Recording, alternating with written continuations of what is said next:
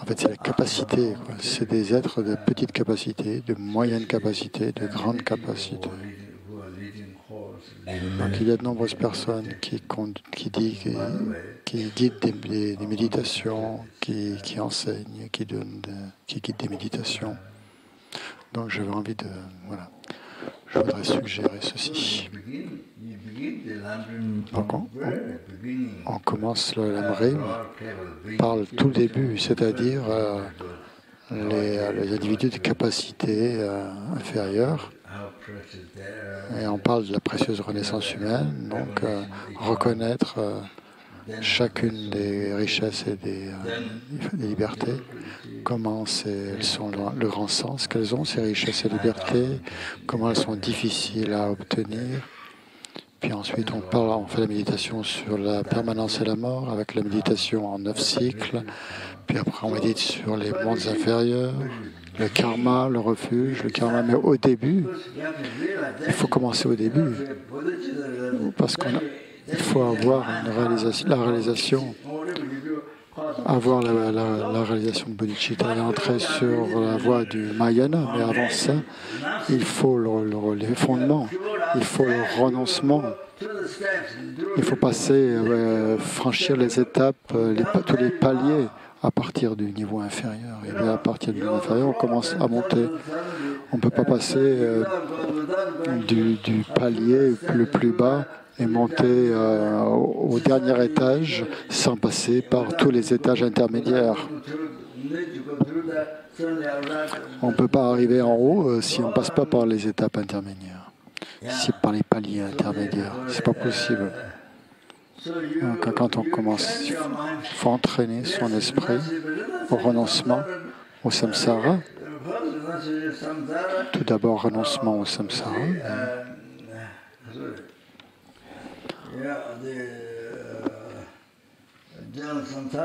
Les souffrances générales du samsara. Vous devez d'abord renoncer à cette vie, ou renoncer aux mondes inférieurs. Ensuite, donc ça commence comme ça. Donc on commence par la précieuse renaissance humaine. Mais on commence par là, mais avec bodhicitta. Il faut commencer par ça, mais avec la bodhicitta. C'est la motivation. On commence par ça dès le début. Donc vous commencez dès le début. Et le but final, c'est l'éveil.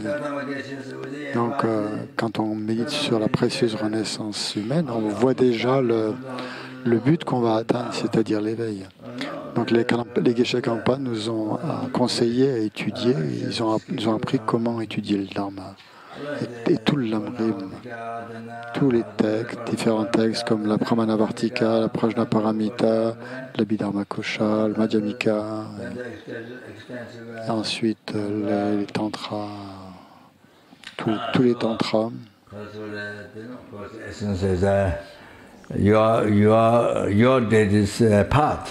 Donc, l'essence de la voie de la déité, le tantra, qui est l'essence, donc la quintessence en fait, de la voie des tantras. Migyangsi, ça veut dire que le but, l'objectif, on vise en fait très très loin, une très grande portée. Migyangsi, ça veut dire on vise très loin. Donc ça, c'est le but de nos études, donc de viser très très loin. Quand on étudie le Dharma, viser l'éveil, en fait. C'est ça notre but. Donc, il faut étendre notre esprit, il faut l'élargir, pas avoir un petit esprit étroit, fermé. Personne ne m'aime. Nuit et jour, donc la seule chose que je peux faire, jour et nuit, c'est au Mani Padme Hum. On est déprimé, c'est comme si on récitait un mantra ou comme si on récitait au Mani Padme Hum jour et nuit. Mais en fait, Donc en fait, élargissez votre esprit. Logyache, c'est-à-dire élargissez votre esprit.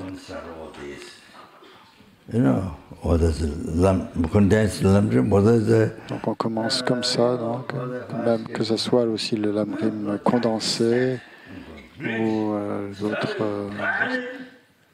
Il faut élargir son esprit. Il ne faut pas. Donc c'est vous qui vous torturez vous-même. Personne d'autre que vous ne vous torture. Vous vous rendez tout petit. Vous vous rapetissez. En pensant, oh, je ne vais pas y arriver, je ne peux rien faire, je suis nul. Voilà, en fait, c'est non, il faut pratiquer ça. Logyak, élargir son esprit. Kunsang. Donc en intérieur, votre esprit doit être détendu et pas fermé. Il faut être détendu à l'intérieur, pas à l'extérieur, à l'intérieur.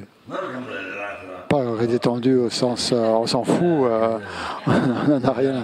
on s'en a rien à foutre, c'est comme ça, les êtres humains, les êtres vivants, la libération du samsara, on n'en a rien à faire. Bon, aujourd'hui, il y a la télé, je vais danser, tout ça, on veut bien manger, on ne pense qu'à ça, au bonheur d'aujourd'hui. Maintenant, non.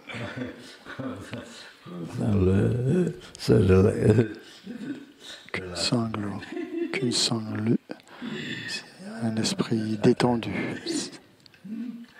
Puis après on s'y attache. Donc les Geshe Kadampa disaient ça arrivait dans le passé.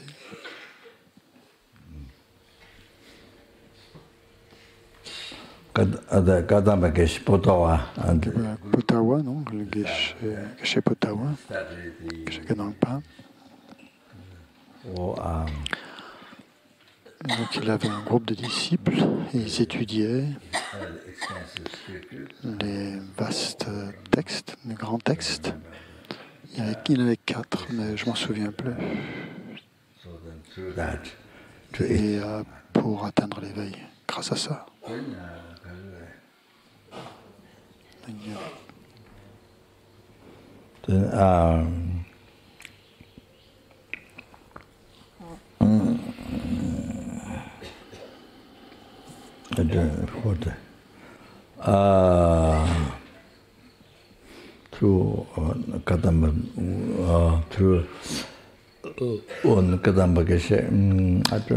Donc il y avait un Geshe Kadampa, je ne me souviens plus.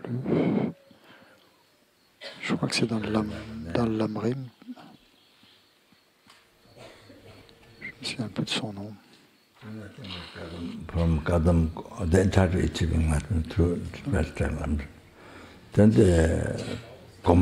Il essaie d'atteindre l'éveil donc, par cette méthode.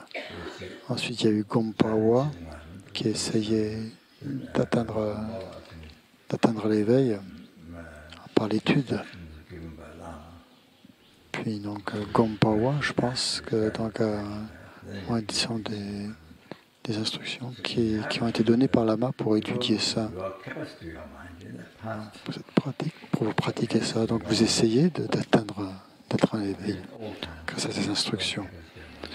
Donc ça dépend en fait des capacités de son esprit dans le passé, depuis le passé. Et même autrefois, en fait, dans les temps anciens. Donc ça dépendait aussi des capacités de l'esprit. Donc l'étude des textes. Donc Potawa donnait il y avait un Geshe Kadampa qui a étudié donc, pour atteindre l'éveil, puis Gompawa a donné des instructions essentielles, d'instructions orales pour étudier et pratiquer. Donc, ça existe encore de nos jours dans les grands monastères comme Drepung, Seraganand Drepung. Donc, sur la base de ces textes, donc, on pratique le tantra et selon ses capacités. Donc, on étudie, on pratique et on actualise la voie. Donc, les geshe donc, ont différents niveaux aussi, il y a différents degrés. Il y a les geshe, Larampa, Tsoglangpa, etc. Différents niveaux comme ça, d'études, différents types de geshe et qui dépendent aussi des capacités individuelles.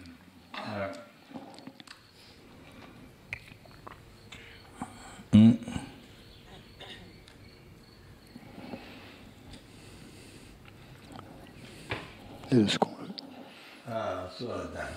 veut. Donc, il faut comprendre les choses comme ça.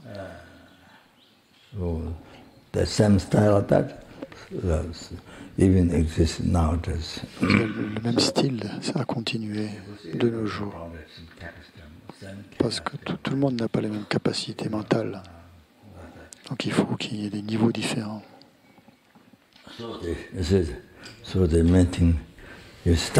Donc la chose principale, c'est de commencer au début de l'Amrim, oui, bien sûr, mais avec une motivation de bodhicitta, dès le départ.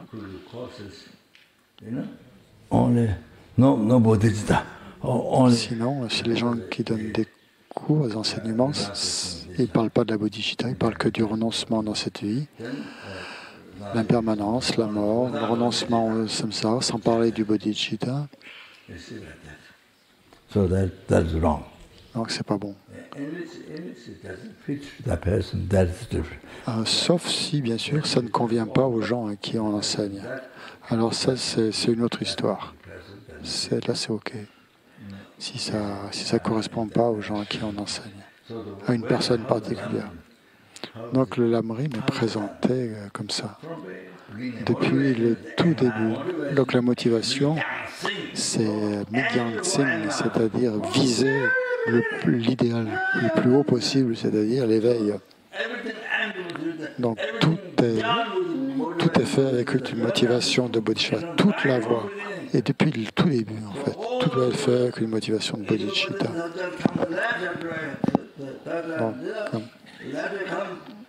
Donc ça, c'est le sujet principal, en fait, c'est le bodhicitta. Tout doit être fait avec une motivation de bodhicitta pour être bénéfique à tous les êtres, chaque être vivant. Depuis le tout début. Donc c'est comme ça qu'on est guidé par les lamas de la lignée. C'est comme ça qu'ils nous ont guidés. Donc ceux qui enseignent, il faut que vous sachiez ça. Donc l'insistance, c'est le bon cœur. Vous devez mettre l'accent sur le bon cœur. C'est ça que vous devez enseigner, le bon cœur. Donc faire de bonnes personnes au niveau ultime, mais aussi sinon que la méditation, c'est le meilleur dharma, justement, c'est ça. C'est d'avoir cette motivation de bodhicitta. Il faut savoir ça. Il faut que vous le sachiez. Générer un bon cœur, c'est la meilleure chose. Et puis que générer ce bon cœur, c'est autant que possible. Donc, et quand vous mourrez, c'est absolument incroyable. La réussite qui se passe jusqu'à l'éveil. Vous allez à l'éveil. Donc c'est ça que je voulais absolument parler de ça.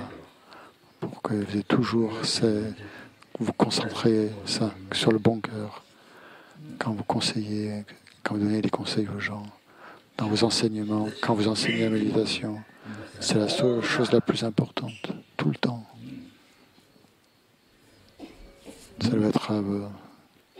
Ça doit être là-dessus que vous devez vous concentrer. Et c'est ça qui est le plus bénéfique. Pas simplement la bodhicitta pour les êtres humains, mais pour les insectes, pour les animaux, pour tout, tous les êtres, qu'on voit ou qu'on ne voit pas.